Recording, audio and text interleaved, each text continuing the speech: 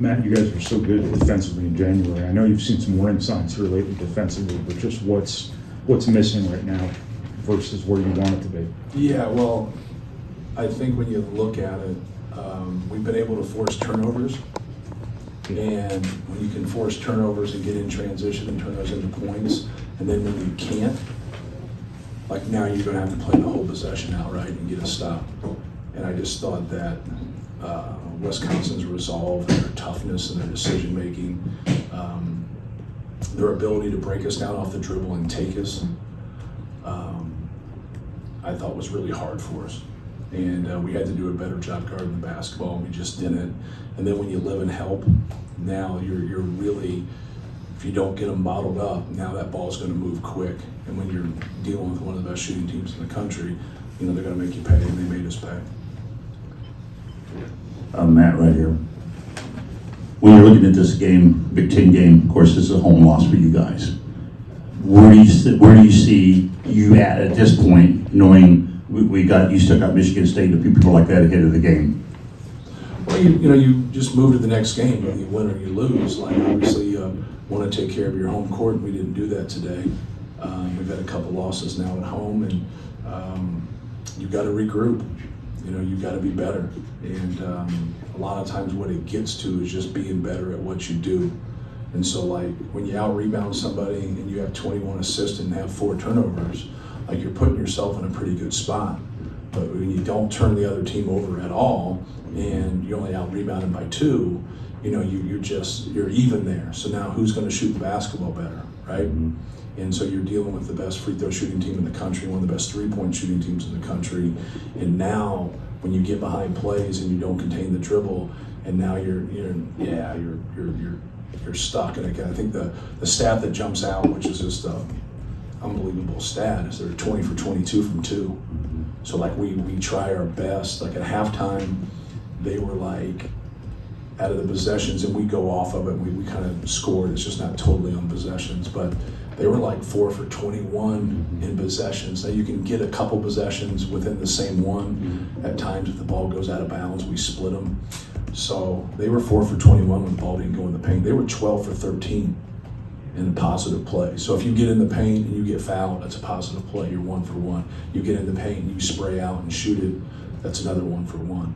So then, like, if you get in the paint and you get fouled and it gets taken out, you got 1 for 1. You score off that out of bounds play, you got another 1 for 1. So that's how we just kind of score it. Just like, we got to live in the paint, we got to keep them out of the paint. So when we kept them out of the paint, good things happened in the first half. I haven't seen the numbers from the second half, but when we didn't, it was automatic. And so now when you look at that stat, that's something we really talked about at halftime. We had a couple, just breakdowns in terms of how we were guarding things on particular stuff, and we didn't stay detailed with it. But we said, like, none of it matters if you can't keep the ball in front of you. Like, none of it matters. And if you do, you can't get beat to the middle of the floor. And they were living in the middle of the floor. So the guy on the ball's got to do a better job across the board. And then our team defense had to be better when we came to help to square the ball. We kept helping and giving them angles. And Tanji is a tough guard. He does a great job of knifing in there and kind of long stepping and doing stuff. But like, they had a lot of direct drives by other people too that we didn't get stopped. And you got to be able to, because they play behind the ball with big guys. And now when you jump stop, you got to push off and be able to switch that and read that. We had multiple breakdowns there in terms of how we wanted to guard it. When, to start the game, we did it 4 or 5 times exactly the way we worked on. And our concentration just wasn't very good. But I think great teams make you look that way. I think they got a special team. I told our guys there, they gave you a lesson in maturity. I thought they were mentally and physically tougher. It's something I write on the board every game. You got to be mentally and physically tougher than your opponent, and they were tougher than us in those 2 areas. Thank you. Matt, first of all, I'm just curious, you said that the 12 to 13 on positive plays, I know coaches sometimes have like a range that they're usually like shooting for. Is there a percentage like that you? No, not really. Like I shoot for the number. So like when you're 4 for 21 and 12 for 13, normally you're not 12 for 13. That's a negative, right? Because that's where the balls get in there. But you still got 21 times that you kept it out versus 13. So when you get that way, Now it's normally like 6 for 13, right? That's about normally like it is. It's like 8 for 13, but you still got 5 to 7 possessions in there where it got in and you still had success. Like every time it got in, we didn't. I think that's evident by the field goals. Like, I mean, think about how many games you guys have covered. Like, have you ever covered a game where the twos were 20 for 22? Like it's, but you know, they did a good job. They were well prepared.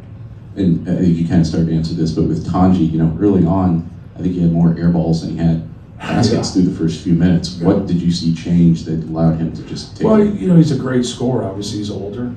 He's been around a long time. He's missed his third school, but he can really score. You see that 41-point game he had against Arizona. We got to the free throw line 20 times. You know, he's just great at driving the basketball. But he hit a couple step back. He hit a step back three in the corner down at their end to start the second half. That was big time. Then they hit another. Then he hits another, and then we foul him. So like right there in a row, like he just gets some quick points for them, and we're scoring, right? We start the second half, we're scoring, but like they're 4 for 5. It seemed like right away I remember looking up and seeing like, you know, we can't make a run. So we always talk about like 5, 6, 7 kills. A kill's 3 stops in a row.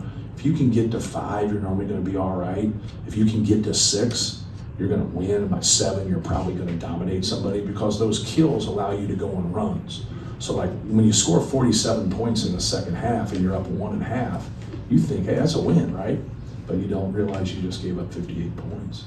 And so we had 0 kills tonight. So in the first half, we got our kills to 2 shutouts 4 different times. We could never get where it's 3 in a row, and that's where you see the lack of separation. We should have separated at that time, but to their defense, they didn't allow that. They did a good job of continuing to score, and they were better than us.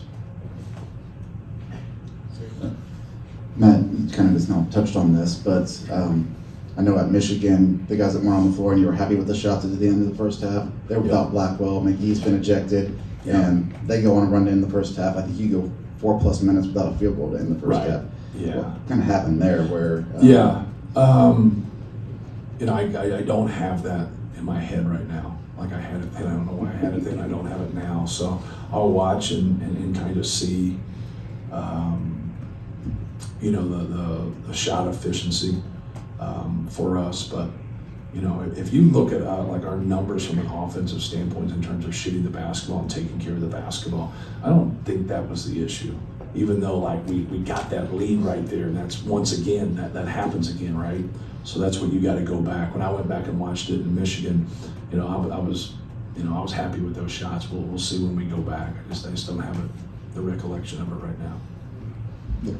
Looked like Miles was big down the stretch there. Just, you know, you put him on Tanji and the made threes. Right. How much did he help his cause and kind of show you something? Right. You know, just we need some guys that are going to consistently shoot the basketball, and then when you don't, you know, play as much, it's hard. Like that's always been my line, right? It's hard to be consistent as a shooter when you get inconsistent minutes, and so you got to do everything in your power to get yourself there. But it was good to, you know, see him make some shots. Like, but he does, you know, he goes games where like he'll get a shot or 2, and it's really hard. Like today, he got more opportunities, and he was able to knock some downs, and so like hopefully that can build some confidence. And when you shoot the ball, like and you make some plays and you make some shots, it helps everybody, right? But it really helps yourself. Like it helps you in other areas. But that's where like those guys that come off the bench, you got to be able to bring something to the game.